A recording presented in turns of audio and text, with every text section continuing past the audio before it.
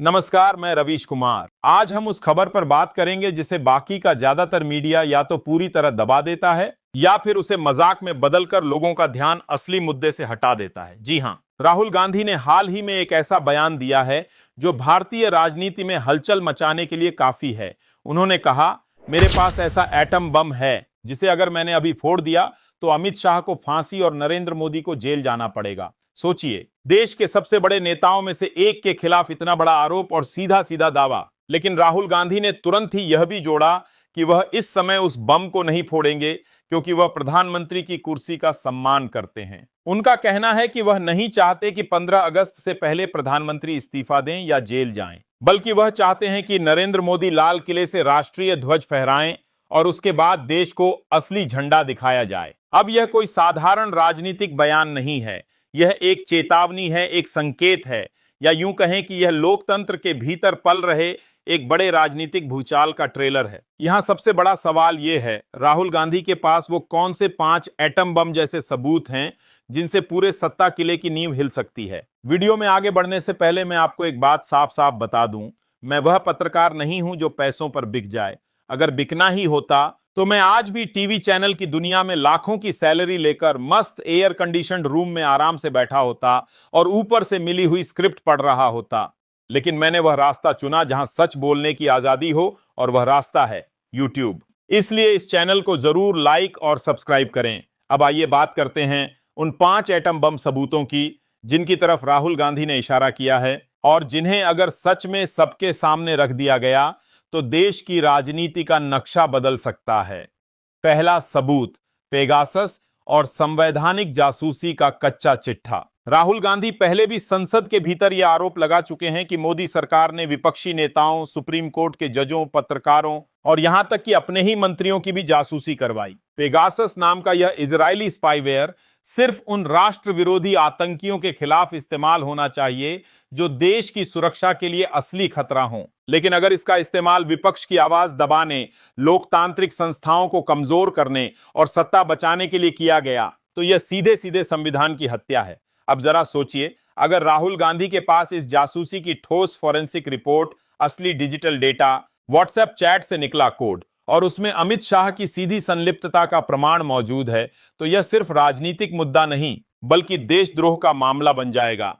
और अगर देशद्रोह और लोकतंत्र की हत्या साबित हो जाए तो जनता किस हद तक सजा की मांग करेगी, यह कहना मुश्किल नहीं है। दूसरा सबूत, अडानी कांड में पीएमओ की सीधी भूमिका। राहुल गांधी बार बार संसद के भीतर और बाहर कहते आए हैं, मोदी है तो अडानी है। उन्होंने संसद में दस्तावेज भी लहराए जिनसे यह संकेत मिला कि किस तरह अडानी समूह को गुजरात से लेकर श्रीलंका तक और ऑस्ट्रेलिया से लेकर म्यांमार तक सरकारी नीतियों और सौदों का सीधा फायदा पहुंचाया गया। अब सवाल यह है, क्या राहुल गांधी के पास सीधे प्रधानमंत्री कार्यालय की लिखित चिट्ठियां, गुप्त बैठक की रिकॉर्डिंग और प्रधानमंत्री के हस्ताक्षर वाली फाइलें मौजूद हैं जो यह साबित करें कि पीएम ने निजी पूंजीपतियों को राष्ट्र की संपत्ति सौंपने में खुद भूमिका निभाई? अगर ऐसा सबूत सामने आता है तो यह सिर्फ इस्तीफे की मांग का मामला नहीं रहेगा बल्कि कानूनी कार्रवाई और संभवतः आपराधिक मुकदमे का आधार बनेगा। तीसरा सबूत, 2019 के आम चुनाव में ईवीएम से छेड़छाड़ या डेटा मैनिपुलेशन। यह एक ऐसा मुद्दा है जिस पर राहुल गांधी और पूरा विपक्ष कई बार सवाल उठा चुका है। उनका कहना है कि चुनाव आयोग पूरी तरह निष्पक्ष नहीं है और ईवीएम पर अंधा भरोसा करना सही नहीं। अब सोचिए, अगर राहुल गांधी के पास किसी हैकिंग का पुख्ता सबूत, सैटेलाइट कॉल रिकॉर्डिंग या डेटा फाइलें हैं जो यह दिखाएं कि ईवीएम को दूर से नियंत्रित किया गया या सर्वर में वोटों की गिनती में गड़बड़ी की गई और यह सब गृह मंत्रालय की देखरेख में हुआ, तो इसका मतलब यह होगा कि चुनाव नतीजे पूरी तरह अवैध थे। ऐसे में नरेंद्र मोदी का प्रधानमंत्री बने रहना लोकतांत्रिक व्यवस्था के साथ धोखा माना जाएगा। चौथा सबूत, चीन के साथ गुप्त समझौता और राष्ट्रीय सुरक्षा से समझौता। यह कोई रहस्य नहीं कि पिछले कुछ वर्षों में चीन ने कई बार भारत की सीमाओं का उल्लंघन किया है, लेकिन मोदी सरकार की ओर से अपेक्षित सख्ती देखने को नहीं मिली। राहुल गांधी कई बार यह कह चुके हैं कि मोदी जी चीन से डर गए हैं और उन्होंने उसके साथ कोई गुप्त डील कर ली है। अगर उनके पास इस कथित डील से जुड़े secret defence agreement, intelligence report या फिर पीएम और चीनी अधिकारियों के बीच हुई बातचीत के ठोस प्रमाण मौजूद हैं, तो यह सीधे सीधे राष्ट्रीय सुरक्षा के साथ गद्दारी होगी। और अगर इसमें गृह मंत्री की भी भूमिका पाई गई तो सवाल और भी गंभीर हो जाएंगे। पांचवां और सबसे घातक सबूत, 2002 गुजरात दंगों से जुड़ा नया प्रमाण। राहुल गांधी ने एक बार फिर नरेंद्र मोदी के अतीत की तरफ इशारा किया है। 2002 में हुए दंगों पर केस चले, जांच हुई और अंत में मामला बंद हो गया। लेकिन देश के कई हिस्सों में अब भी यह सवाल बाकी है कि क्या सच में न्याय हुआ। अब सोचिए, अगर राहुल गांधी के पास ऐसे नए वीडियो फुटेज, चश्मदीद गवाहों की ताजा गवाही, पुलिस वायरलेस रिकॉर्डिंग या गृह मंत्रालय के आदेशों की प्रतिलिपि है जो यह साबित करे कि गोधरा कांड के बाद दंगे रोकने की इच्छा नहीं थी बल्कि उन्हें बढ़ावा दिया गया, तो यह मामला केवल नैतिक नहीं बल्कि कानूनी दृष्टि से भी फांसी की सजा तक जा सकता है।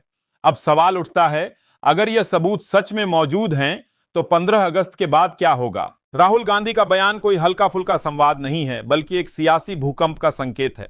उन्होंने खुद कहा कि वह प्रधानमंत्री का सम्मान करते हैं और चाहते हैं कि 15 अगस्त को मोदी जी ही झंडा फहराएं, लेकिन उसके बाद जनता का झंडा उठेगा और एटम बम फूटेगा।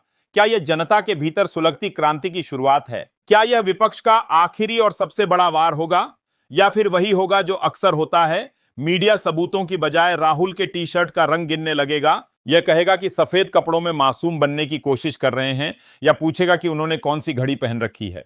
यही है हमारी मीडिया की मौजूदा बौखलाहट, सवालों से डर और टीआरपी के लिए मुद्दे से भटकाना। जनता भी कई बार यही सोचकर चुप हो जाती है कि सब एक जैसे हैं, लेकिन नहीं, अगर सब एक जैसे होते तो कोई सांसद संसद से अयोग्य नहीं ठहराया जाता, कोई नेता 4000 किलोमीटर की भारत जोड़ो यात्रा पैदल नहीं करता, कोई अडानी का नाम लेकर संसद से निलंबित नहीं होता। राहुल गांधी ने वो सब किया जो मौजूदा सरकार को सबसे ज्यादा असहज करता है।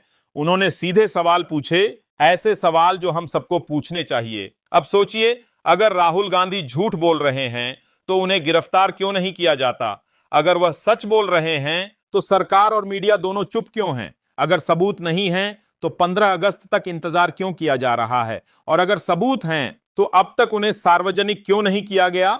राहुल गांधी का कहना है कि वह प्रधानमंत्री का सम्मान करते हैं, इसलिए अभी बम नहीं फोड़ रहे। लेकिन क्या आपको लगता है कि कोई ऐसा नेता जो दिन रात ट्रोल होता हो, जिसके खिलाफ सत्ता की हर मशीनरी लगी हो, वह यूं ही हवा में इतनी बड़ी बात कर देगा? असल डर राहुल गांधी से नहीं बल्कि उनके पास मौजूद सबूतों से है, क्योंकि अगर ये पांचों सबूत सामने आ गए तो मोदी सरकार की नैतिक वैधता खत्म हो जाएगी, अंतर्राष्ट्रीय स्तर पर भारत की छवि को धक्का लगेगा और अमित शाह, जो खुद को चाणक्य मानते हैं, उनके खिलाफ फांसी तक की मांग उठ सकती है। और यह सब तब होगा जब एक नेता सिर्फ इसलिए रुका है कि प्रधानमंत्री 15 अगस्त को झंडा फहरा सकें। तो फिर 15 अगस्त के बाद क्या होगा? क्या राष्ट्रपति विशेष सत्र बुलाएंगे? क्या चुनाव आयोग पर जांच बैठेगी? क्या सुप्रीम कोर्ट स्वतः संज्ञान लेगा? क्या संसद का विशेष सत्र बुलाया जाएगा? क्या देश में आपातकाल जैसी स्थिति आ सकती है? या फिर मीडिया कोई और बेतुकी ब्रेकिंग चलाएगा, जैसे राहुल गांधी ने अमेरिका में नॉनवेज खा लिया, देश बेच दिया? अब फैसला आपके हाथ में है। अगर राहुल गांधी के पास सच में ये पांचों सबूत हैं तो यह मौजूदा सरकार का अंत होगा, और अगर नहीं है तो जनता को खुद यह मांग करनी चाहिए कि उन्हें जेल भेजा जाए। देश में पहली बार कोई नेता खुलकर कह रहा है, मेरे पास बम है लेकिन मैं आपको इज्जत दे रहा हूं। क्या आपने पहले किसी नेता को इतनी बड़ी नैतिक जिम्मेदारी उठाते देखा है? और अंत में जब पत्रकार भी बिक जाएं तो सच बोलना अपने आप में एक क्रांति बन जाता है। राहुल गांधी की बात से आप सहमत हो या असहमत, लेकिन सवाल पूछना कभी मत छोड़िए। 15 अगस्त से पहले जो कुछ भी होगा वह केवल राजनीति नहीं बल्कि देश का भविष्य तय करेगा। इसलिए अगर आप भी इन सवालों की आग में जलना चाहते हैं तो इस रिपोर्ट को अधिक से अधिक लोगों तक पहुंचाएं और नीचे कमेंट करके बताइए, क्या आपको लगता है कि राहुल गांधी के पास सच में ऐसा सबूत है जो नरेंद्र मोदी को प्रधानमंत्री पद से हटा सकता है या अमित शाह को सलाखों के पीछे पहुंचा सकता है?